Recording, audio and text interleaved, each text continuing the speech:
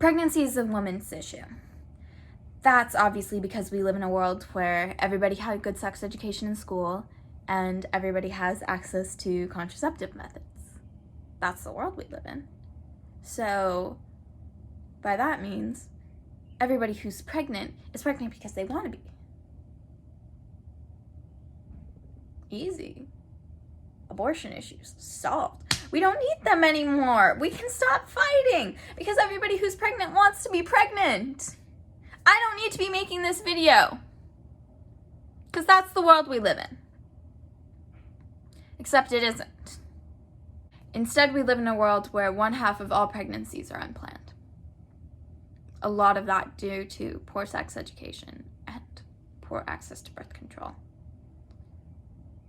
In the US, 30 out of every 1,000 births is an unplanned teen pregnancy. Compare that to European countries who have less than 10 teen pregnancies per 1,000 births.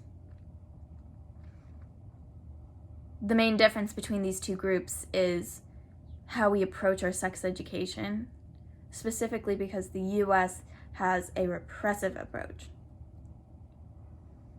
Then, if somebody wants birth control, there are some birth control methods that cost up to $50 monthly. And even more long-lasting birth control methods, they cost up to $1,500. Then when people try and get their insurance to cover these birth control methods, they deal with this. Insurance did not cover it, saying this procedure was not for my gender. Take into consideration that teen pregnancies are the most likely to be unplanned.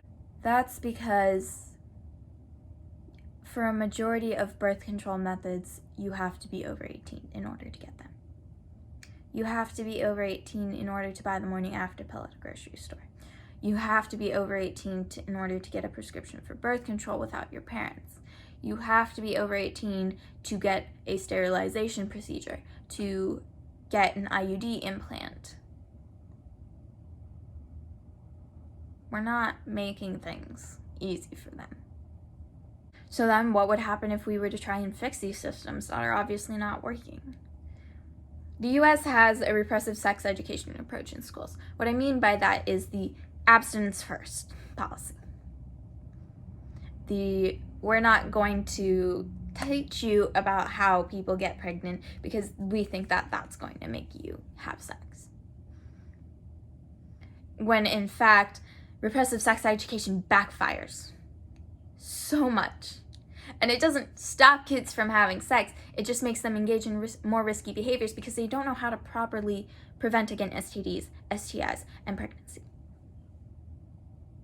We then get to see headlines in the news like this. Texas high school with chlamydia outbreak teaches abstinence-only sex education.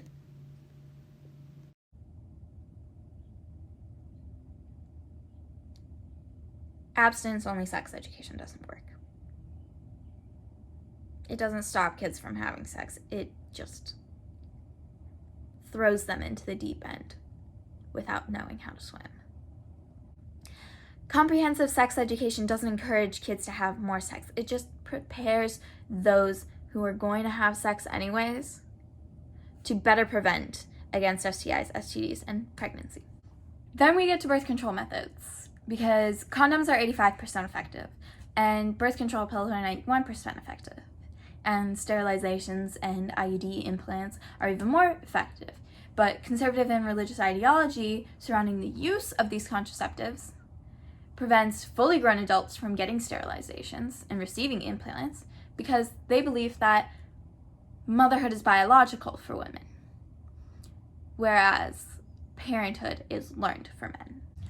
If there was a greater and more accessible access to birth control methods, there wouldn't be as many unintended pregnancies in the US. We can see this in a study done by the Guttmacher Institute from 2008 to 2011, where abortion rates dropped 3% because there was more access to birth control. There was more access to condoms. There were more access to sterilizations. Now, what do we do if the contraceptives fail? Surely, as some conservatives would argue, that if you get pregnant despite this, it's your fault because you had the opportunity to use birth control. You should have just kept your legs shut. Because, I mean, it's obviously your fault that the birth control failed.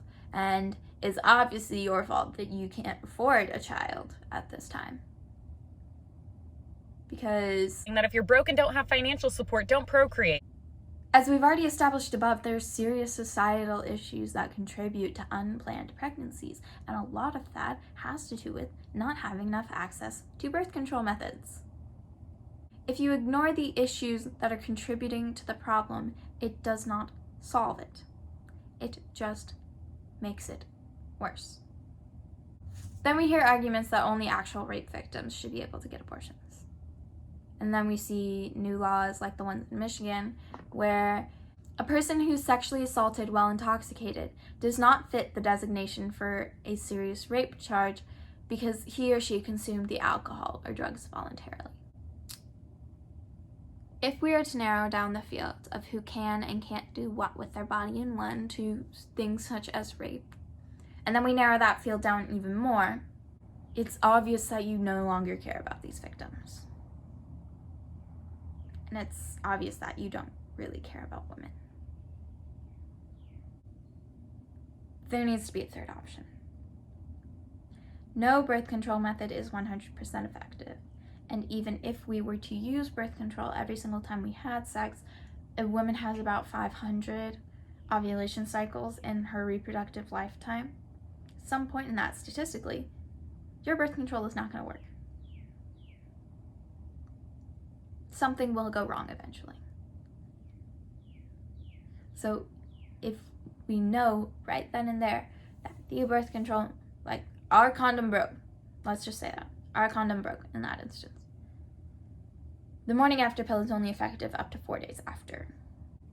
Now the issue with that is a lot of times women do not know that their contraceptive failed until it is too late. Because how are you to tell that your birth control did? Nobody ever plans on getting an abortion. It's never on anybody's bucket list. Getting an abortion is the worst case scenario for a lot of women who find out that they're pregnant. We are taking that away from them. When you take that away from them, you back them into a corner with nowhere to go. What happens when an animal who is scared is backed into a corner? That animal gets desperate. And it will do anything to get out of that situation. Just like how providing unrestricted sex education in school makes students more likely to engage in safe sex, providing unrestricted access to abortion services makes a woman not likely to engage in back alley abortions that cause them to die. We need to recognize that we don't live in a perfect world. So we can't back women into a corner. We have to give them that third option.